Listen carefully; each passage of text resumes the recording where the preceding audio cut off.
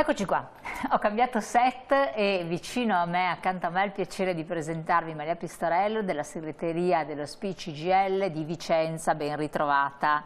Grazie, segretaria, ben ritrovata. Buonasera a tutti. Quando abbiamo Maria Pistorello abbiamo sempre i numeri, i calcoli e in situazioni realistiche possiamo darvi, può darvi, perché io non sono in grado di farlo, delle prospettazioni di quelli che sono gli aumenti, poi ci dirà se ci sono stati, in che termini, eccetera, delle pensioni con l'inizio dell'anno nuovo. Quindi voi seguite con attenzione, perché poi Maria Pistorello, che è appunto molto attenta in questo senso, ha fatto valutazione all'ordo e al netto, ha fatto questo lavoro in più, perché sa che da parte vostra c'è sempre un po' una richiesta di capire meglio quanto prendo, quanto non prendo, in base su quello che mi risulta nella busta paga, nel cedolino, insomma. E allora, a lei la parola. Bene, grazie. Siamo a gennaio, all'inizio di questo mese c'è stata, con la pensione del mese di gennaio, c'è stato il riconoscimento dell'aumento della pensione, quella che si chiama rivalutazione annuale delle pensioni. Il tasso di rivalutazione quest'anno è del 5,4%.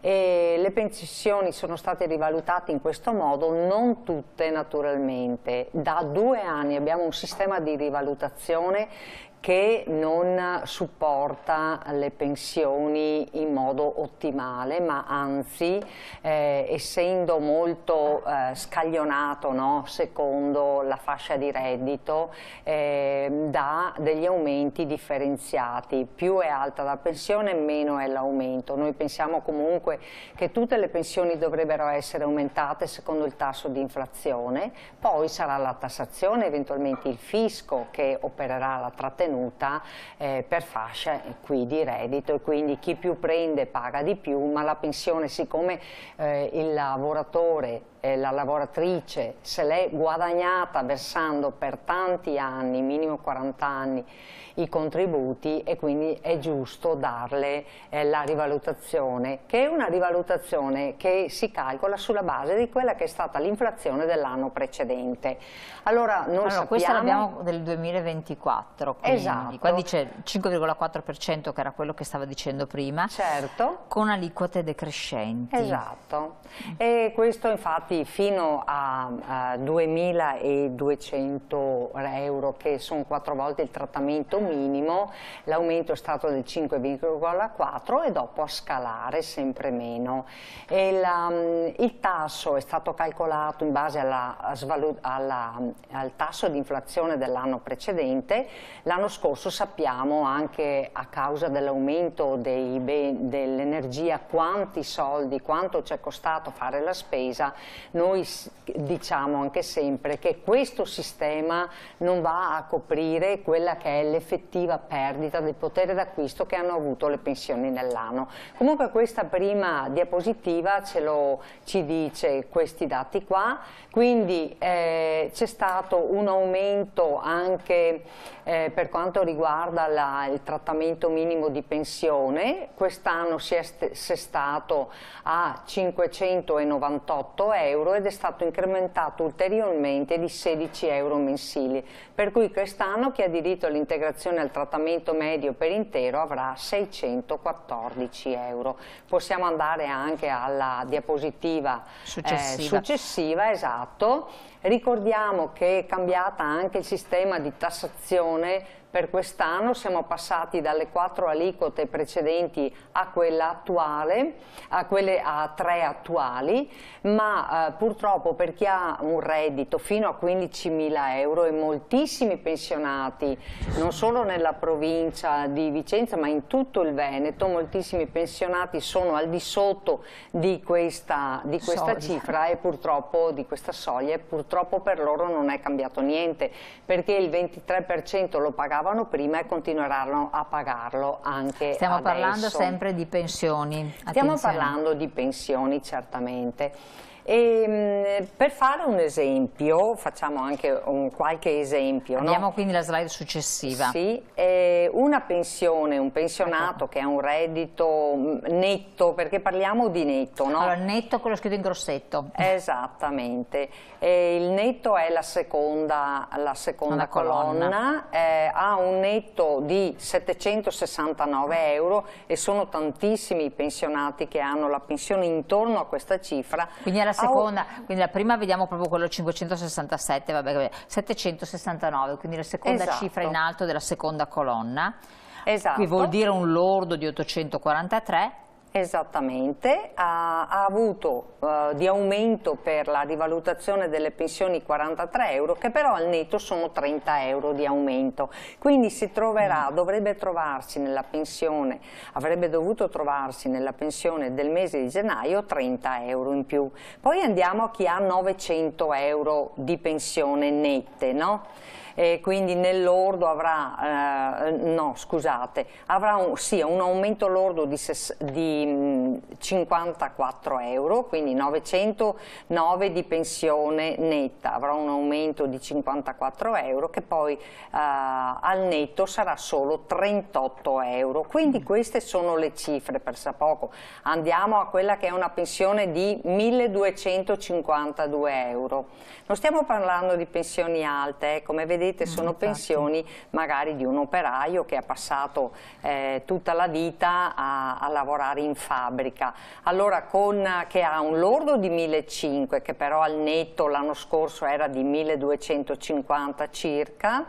Poi quest'anno ha un aumento mensile di 81 euro nella propria pensione, che diventano poi 55 nette, perché proprio per effetto del fatto che si pagano le tasse sulla pensione, c'è una no tax area, cioè c'è un limite entro il quale non si paga nulla e sono 8.500 euro annuali, ma oltre questa cifra si comincia a pagare l'IRPEF. Oltre all'IRPEF poi nel corso dell'anno il pensionato paga anche l'addizionale regionale e l'addizionale comunale e quindi insomma ci sono anche altre trattenute. Vediamo che l'aumento più rilevante, cioè da 91 euro fino a 85, dopo c'è anche 99, 85, è la fascia praticamente di pensioni nette da 1524 a 3100. Sì, esatto, ed è la fascia anche centrale che nella modifica della tassazione IRPEF avrà un lieve beneficio, perché si passerà da una tassazione di 2 punti inferiore a quello che si pagava prima, perché da 15.000 a 28.000 euro si pagava il 25%, adesso si andrà a pagare il 23%, come dicevo prima, fino a 15.000 euro però di pensione lorda annua non si vedrà nessun tipo di beneficio.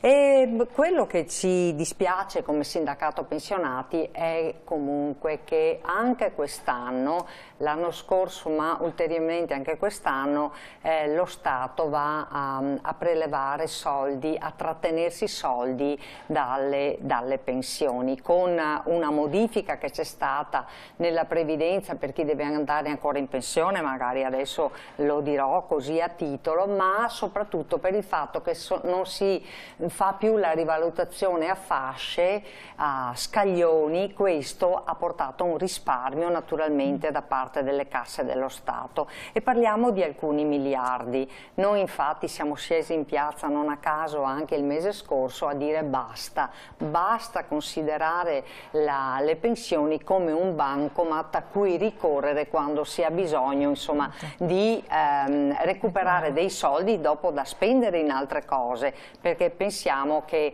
chi ha versato i contributi durante tutta la sua vita lavorativa abbia adesso il diritto di godersi la sua pensione e di non vederla perdere valore anno dopo anno. Questo per noi è molto importante. Accennavo prima alle modifiche fatte in sede di finanziaria. è stata mantenuta la quota 103 che prevede un tot di anni che sono 62 anni almeno di età e 41 anni di contributi, e che però penalizza i pensionati perché calcola la loro pensione interamente con calcolo contributivo, cioè su quello che tu hai versato in tutto l'arco di età. Poi c'è stata... Bisogna stare un po' attenti anche in questo. Sì, certo, bisogna farsi fare i calcoli bene prima di decidere di andare in pensione con la quota 103, perché è stata veramente penalizzata, è stata peggiorata rispetto a prima. Per quanto riguarda l'APE sociale invece, cioè la possibilità per alcune categorie di lavoratori di andare in pensione prima perché stanno facendo dei lavori cosiddetti gravosi, lavori molto pesanti, anche qua è stata peggiorata perché è stato aumentato di 5 mesi il limite per andare in pensione anticipatamente, per non parlare dell'opzione donna che è stata peggiorata in maniera incredibile lo scorso anno, ma che quest'anno è stata ulteriormente peggiorata. Ecco, forse questo è anche importante dire, perché tante persone non tengono conto di questo aspetto perché sono prese dall'emergenza di magari dover accudire a dei familiari eccetera, però attenzione perché poi queste posizioni vanno a cristallizzare quello che tu prendi per tutta la vita. Tu lo prendi poi per tutta la vita, non è che dopo raggiungi l'età pensionabile e si ricalcola un po', no?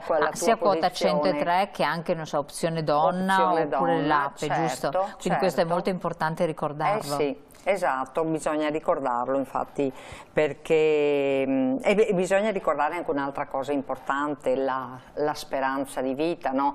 Prima del Covid avevamo visto che c'è un trend, no? Per cui si vive più a lungo, la speranza di vita, tra l'altro le donne vivono più a lungo anche degli uomini, e a mano è stata introdotta questa norma per cui se si vive più a lungo si allunga l'età pensionabile, purtroppo. Quindi con il Covid c'è stata una frenata di questo aumento della speranza di vita, però ricordiamo che dal 2025 pende su coloro che dovranno andare in pensione la spada di Damocle, perché potrebbe essere che i 67 anni che servono ora per andare in pensione con l'età, con la pensione di vecchiaia, potrebbero essere aumentati. Noi chiediamo che questo venga Ma quindi in proiezione futura si potrà arrivare tranquillamente a oltre 70? Ah, ma certamente, se si va avanti così, sì, per carità, si vive più a lungo, ma poi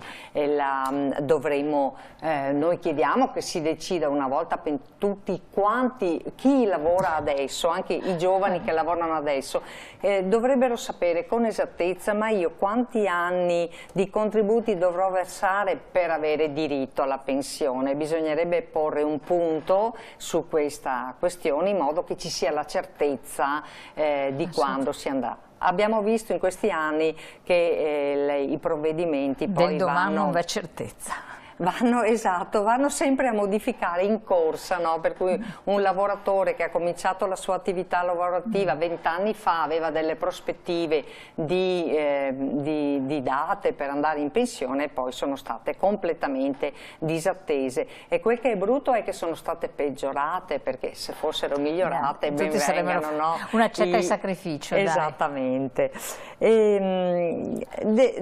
Altra questione velocissima. Sì, dicevo, dobbiamo ricordarci però che il sindacato pensionati CGIL è a disposizione dei pensionati e delle pensionate. Facciamo vedere l'ultima slide così vedono le sedi. Benissimo, noi abbiamo un sistema di calcolo che ci permette di fare un controllo per capire se la rivalutazione è stata fatta nella maniera giusta, ma non solo, siamo in grado anche di fare il controllo della busta paga del pensionato e di capire se magari negli anni ha maturato dei diritti che, come ben sappiamo, l'abbiamo spiegato molte volte, soprattutto da questi studi, che delle volte si maturano dei diritti ad avere l'aumento della pensione, ma con il sistema attuale, se non si fa la domanda, non si può avere questo diritto. Quindi venite nelle nostre sedi, qui c'è scritto, ci sono i recapiti di tutti, ci sono i numeri di telefono di tutte le sedi principali del sindacato pensionale, perché poi ci sono quelle secondarie. Esattamente, del sindacato pensionati del Veneto. Se non sapete qual è la sede più vicina a voi lo potete chiedere qua, oppure se già siete sapete dove siamo, insomma raggiungeteci nelle nostre sedi e diamo ben volentieri tutela e soprattutto supporto alle pensionate e ai pensionati che si rivolgono a noi. Certo, Maria Pistorello, grazie, come sempre molto attenta anche ai particolari che ha sottolineato e alle sue parole, quindi prestate attenzione e rivedete poi eventualmente la nostra puntata sul web, perché ha sottolineato alcuni passaggi, alcuni punti che non sono di poca importanza, quindi non prendete appunto alla leggera certe situazioni, fatevele controllare, valutare. L'importante è capire che quando si fa una scelta quella permane per tutta la vita, non si sa che magari dopo 5 anni possa servire un aiuto domestico, l'abbiamo sempre detto, spese impreviste, anche quei 50 euro, 100 euro al mese fanno la differenza, vero? Allora, grazie ancora alla nostra ospite, cari telespettatori, noi andiamo in pubblicità, però come avete capito la trasmissione è all'inizio e quindi seguiteci perché abbiamo tante altre belle interviste. Buonasera a tutti.